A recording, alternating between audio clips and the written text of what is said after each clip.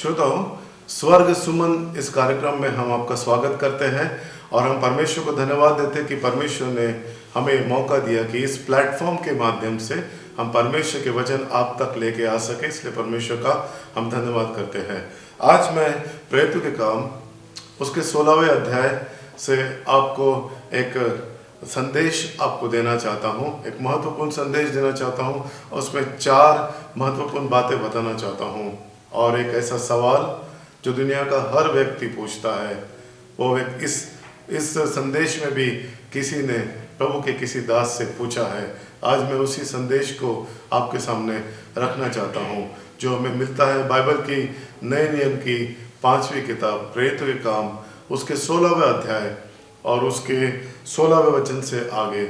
लिखा है, पौलुस अपनी टीम के साथ अलग अलग देशों में मिशनरी यात्रा के दौरान प्रचार के सिलसिले में जाता रहा और ऐसे ही मकीदुनिया नाम का एक राज्य था, स्टेट था, जिसके अंदर एक जिला था जिसका नाम था फिलिपी नगर। फिलिपी ये एक बहुत ही महत्वपूर्ण शहर था। पौलुस अपनी सेवा के सिलसिले में इस शहर में भी अपनी टीम के साथ चला गया और वहाँ किसी स्थान में रहते हुए वो अलग अलग जगह पे वहाँ से सुसमाचार का प्रचार कर रहा था।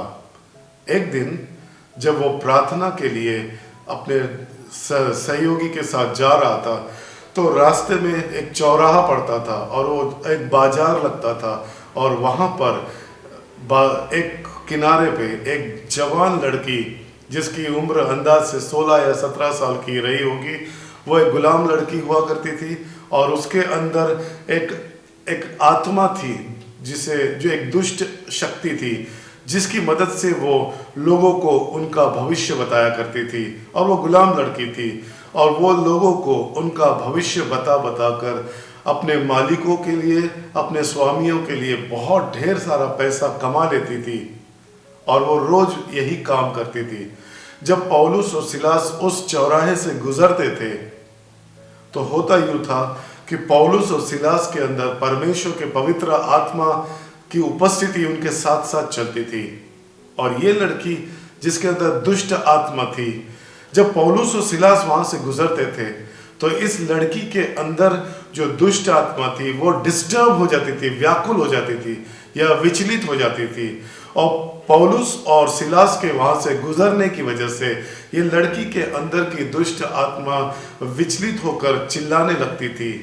और एक पौलुस और सिलास जब वहां से गुजरते थे तो ये लड़की के अंदर की जो दुष्ट आत्मा थी वो चिल्ला कर कहने लगती थी कि देखो ये परमेश्वर के दास है जो तुम्हें स्वर्ग उद्धार का मार्ग बताते हैं। ऐसा बोल के वो पौलुस और सिलास और उनके बाकी सहयोगियों के लिए वो मुसीबतें खड़ी करती थी। उसका इरादा सुसमाचार सुनाने का नहीं था, उसका इरादा पौलुस और सिलास के लिए मुसीबत खड़ी करना होता था। काफी दिन तक ये सिलसिला चलता रहा और पौलुस बहुत परेशान था। और एक दिन जब पौलुस और सिलास वहां से गुजर रहे थे तब वही लड़की के अंदर की दुष्ट आत्मा विचलित हो गई और उसने चिल्ला के कहा, देखो ये परमेश्वर के लोग हैं जो तुम्हें स्वर्ग का उद्धार का मार्ग बताते हैं। और पौलुस उस दिन परेशान होकर पलटकर उस लड़की के अंदर की दुष्ट आत्मा को डांटते हुए, घुड़कते हुए ये कहता है कि अभी और इसी वक्त इस लड़की के अंदर से यीशु के नाम से निकल जा। उस दुष्ट आत्मा को हुक्म देता कि उस लड़की के अंदर से इसी वक्त प्रभु यीशु नासरी के नाम से निकल जा। और होता यूं है कि वो दुष्ट आत्मा जो न जाने कितने लंबे समय से उस लड़की के अंदर वास कर रही थी, वो तुरंत पौलुस के डांटने से, यीशु के नाम से डांटने से वो निकल गई। और नतीजा ये हुआ कि वो लड़की के अंदर जो लोगों को उनका भविष्य बताने की जो काबिलियत और योग्यता थी वो खत्म हो गई, क्योंकि वो अपने मन से नहीं बता रही थी, वो दुष्ट आत्मा की मदद से बता रही थी। जब उस गुलाम लड़की के मालिकों को पता चला कि उस पौलुस नाम के उस आदमी के कुछ कहने से इस लड़की के अंदर की वो भविष्य बताने की क्षमता या योग्यता खत्म हो गई, तो उन्होंने देखा कि हमारे कमाई का साधन चला गया है और वो नाराजगी में उन्होंने पौलुस सिलास दोनों को पकड़ा और बहुत पीटा और उन्हें वहाँ की जो पुलिस अधिकारी थे उनके हवाले किया और झूठे आरोप लगाकर ये कहा कि ये लोग इस शहर में आकर रोम के साम्राज्य के खिलाफ बगावत की बातें कर रहे हैं। और इस तरह से झूठे आरोप लगाकर झूठे गवाहों की मदद से उन्हें झूठ मूठ दोषी करार दिलवाकर उन्हें जेल में बंद करवाया गया, उन्हें पीटा गया, मारा गया और वे उनके हाथ पांव में जंजीरें डालकर उन्हें जेल में डाल दिया गया। और उस समय पौलुस और सिलास जेल में बंदी गृह में थे, लेकिन वहां पर भी वो ना तो रो रहे थे, ना चिड़चिड़ कर रहे थे, ना कुड़कुड़ा रहे थे, ना शराब दे रहे थे, ना गाली दे रहे थे। वे वहां पर भी परमेश्वर की स्तुति आराधना कर रहे थे। लिखा है कि वे स्तुति आराधना कर रहे थे और बाकी कैदी सुन रहे थे। और ऐसा हुआ कि एक बहुत बड़ा भूकंप आया और जेल की सारी फाउंडेशन, पाया हिल गया, सारी दीवारें गिर गई, सभी कैदियों की जंजीरें टूट गई और वे आजाद हो गए। जब जेल का अधिकारी ने आधी रात की बात थी, जब जेल के अधिकारी ने देखा कि जेल की दीवारें टूट चुकी है, जंजीरें खुल चुकी है, कैदी दिखाई नहीं दे रहे, तो उसने खुद को नुकसान पहुंचाना चाहा, क्योंकि उसे लगा कल सम्राट मुझे मरवा देगा, मृत्युदंड दे देगा, इसलिए वो खुद को हानि पहुंचाना चाहता था। लेकिन पौलुस ने चिल्ला कर कहा, अपने आप को नुकसान न पहुंचाओ, हम सब यही है।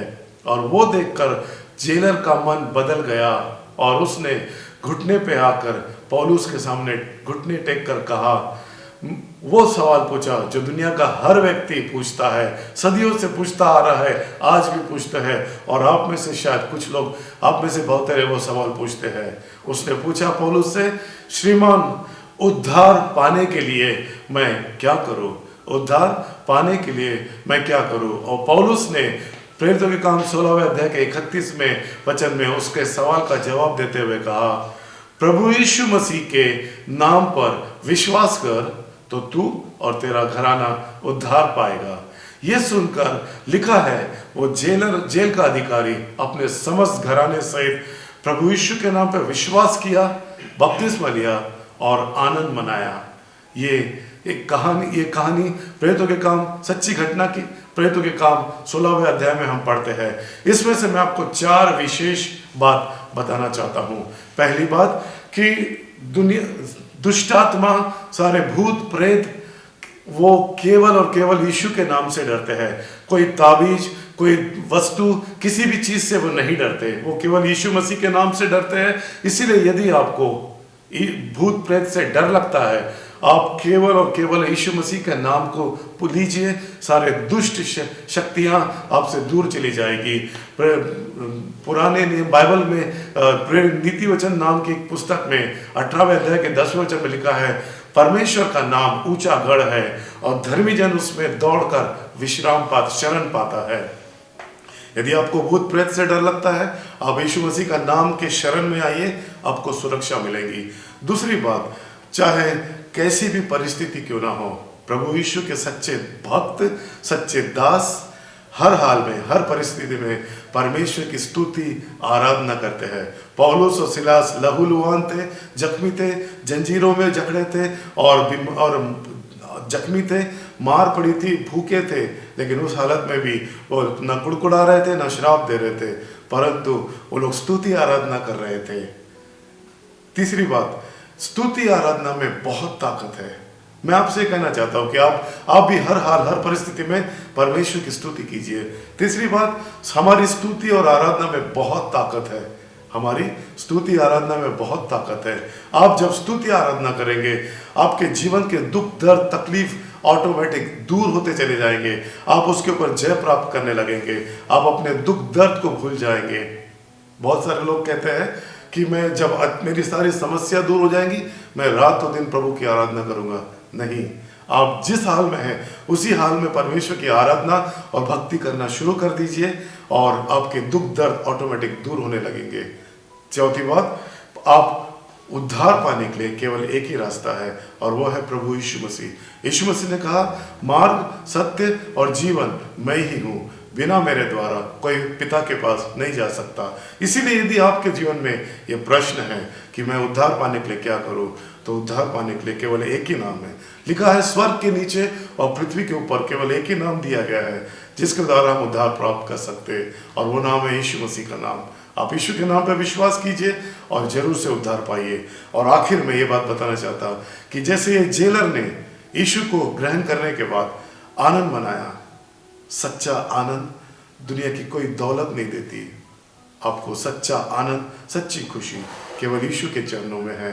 अगर आप यीशु को अपना प्रभु करके स्वीकार करेंगे और उसके पीछे चलेंगे, आपका जीवन आनंद से भर जाएगा।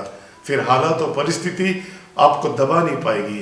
ये प्रभु का ये आनंद आपकी ताकत बन जाएगा। प्रभु आप सबको आशीष दे। आइए हम प्रार्थना करेंगे। पिता, हम प्रभु यीशु के नाम से धन्यवाद देते कि आपने यीशु के द्वारा उद्धार का मार्ग खोला। आज यीशु के द्वारा, यीशु के नाम पर विश्वास करने से मुक्ति मिलती है। हम आपको धन्यवाद देते हैं यीशु के नाम से, आमीन। अब हमारे परमेश्वर पिता का प्रेम, हमारे प्रभु यीशु मसीह का अनुग्रह और हमारे परमेश्वर पवित्र आत्मा की मधुर संगति, उमड़ता हुआ आनंद और गहरी शांति इस सभी श्रोताओं के साथ यीशु के दोबारा आने तक और युगानुग तक बनी रहे, आमीन। जय मसीह की।